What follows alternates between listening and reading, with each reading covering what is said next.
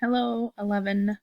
Let's talk about what you're going to do today, which is April 8th. Technically not today, since I'm doing this very late on Tuesday night, but hopefully you're not saying it till Wednesday. So we're moving on to chapter 4.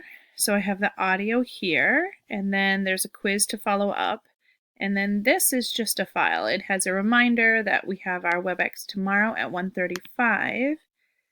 And though this is pretty long, it's not an assignment, it's something to think about. Okay, so I'm going to read it to you just so you're clear.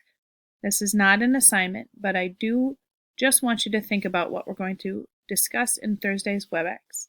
We are going to talk about role models. If you are unfamiliar with the term, a role model is someone you view as the type of person you hope to be. For example, one of my role models is my Aunt Susie because she is an expert at a career she cares a lot about, has a great partnership with her husband. She's an amazing mom and aunt and raised amazing kids, and she has a close network of lifelong friends. Both Westmore and the other Westmore mostly grew up without their father around, and often fathers are important role models for their son. How did this affect them? Who became their role models in absence of a father? Did either aspire to be like their mothers? Why or why not? Who did these boys see around them whom they wanted to copy? The lack of role models is often cited as a source of continuing problems in, it should be generational, poverty, which means generation after generation of a family, all of whom are poor. Because some people who grow up surrounded by poverty, little education, and high unemployment, with criminals as their only examples of success, they might have trouble viewing themselves as a college student, a doctor, or a business entrepreneur. How do we counteract that? Whose responsibility is it to counteract that? Is it problematic culturally?